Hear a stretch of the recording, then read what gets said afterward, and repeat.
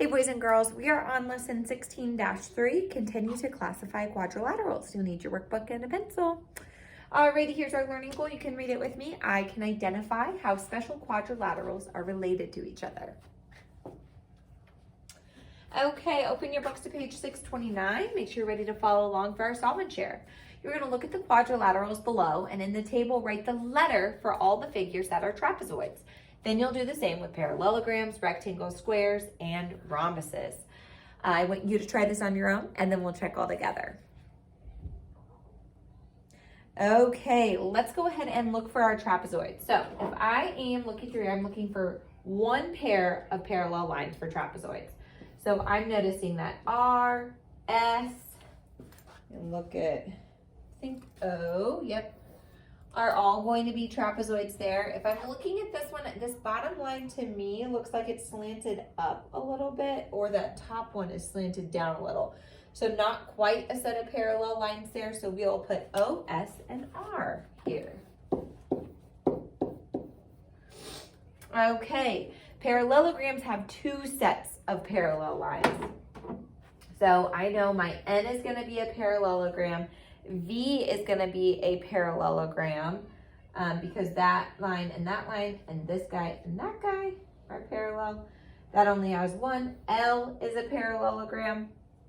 G is a parallelogram, and N is a parallelogram. So we have 5 for that one. So we've got G, L, M, G, L, M, V.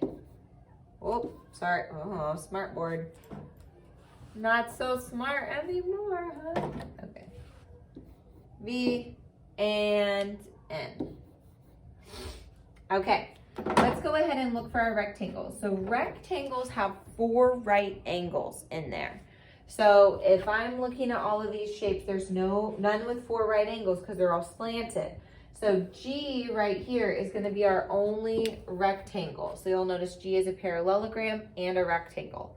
Now we're going to look for squares. Well, squares have 4 congruent or equal sides. I don't have any squares on this because my parallel sides right here are longer than my sides over there.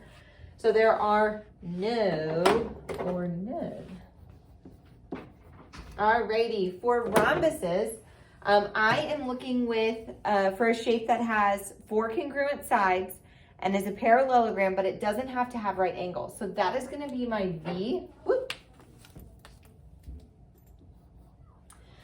This guy right here that I covered up a little bit would be a rhombus. Now the difference between a rhombus and a square has to have 90-degree angles, and a rhombus does not. They just have to have those 4 congruent sides with 2 sets of parallel sides.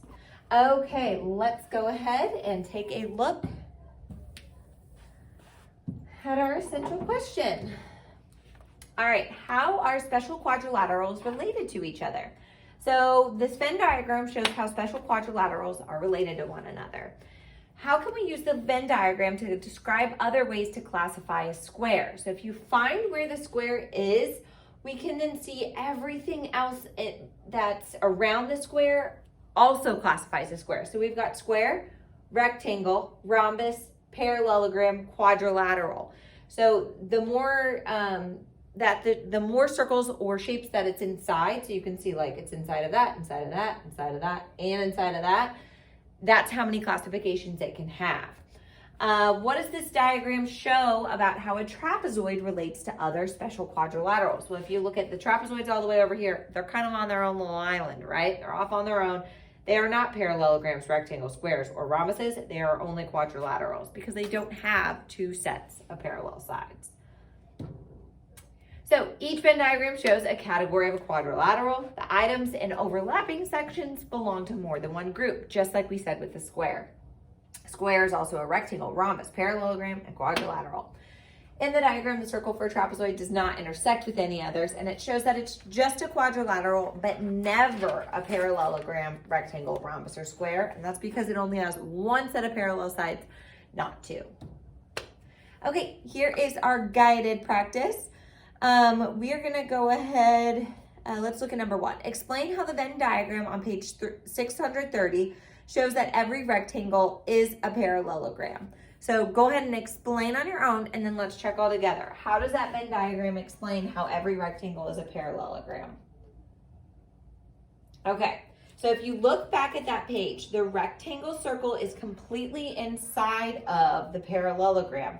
So that shows,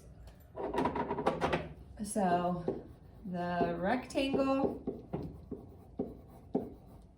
circle is inside the parallelogram.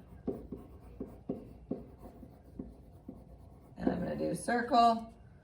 So every rectangle is a parallelogram. Okay, go ahead and take a second and get that written down.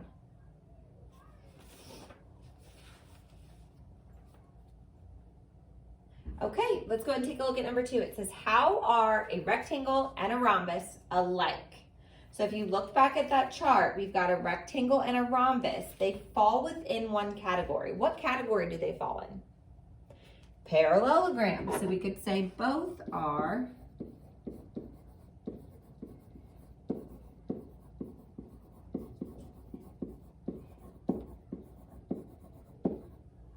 parallelograms. All right, and if you look back at that circle, the purple rectangle circle and the yellow rhombus circle are completely inside the parallelogram. All right, over here we're going to be saying whether each statement is true or false, and if it's false, you have to explain why it's false. You don't just get to say false and move on, right?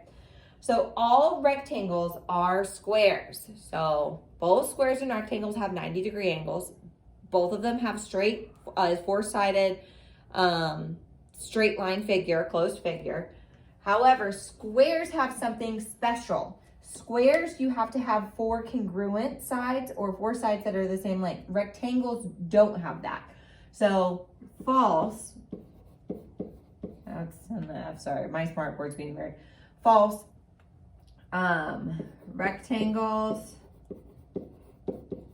don't have 4 equal sides. Equal or congruent. All right, let's go ahead and have you try number 4. Every rhombus is a parallelogram. True.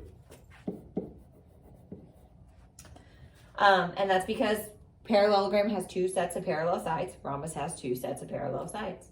Parallelograms are special rectangles. Go back and look at that chart. And you go ahead and try that one. So this one is false. Rectangles have more special qualities than parallelograms, and rectangles are inside the parallelogram's little circle. So it would go the other way around. Not all parallelograms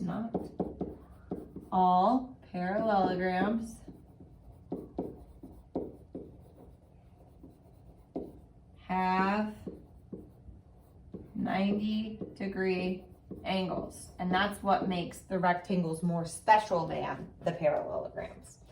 Okay, last one, a trapezoid can be a square. True or false? False. So trapezoid has 1 set of parallel sides, and that's it.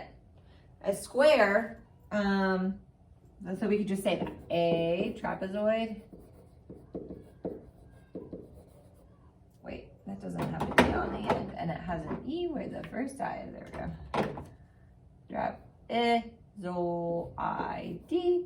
has 1 set of parallel sides, using my shorthand there. And then squares have all congruent sides, 90-degree angles, 2 sets of parallel sides. I think those are all the things that would make it different. But, you know, the set of parallel sides is the only one you really need to pay attention to because trapezoid only has 1. Okay, boys and girls, we will keep working on this in group.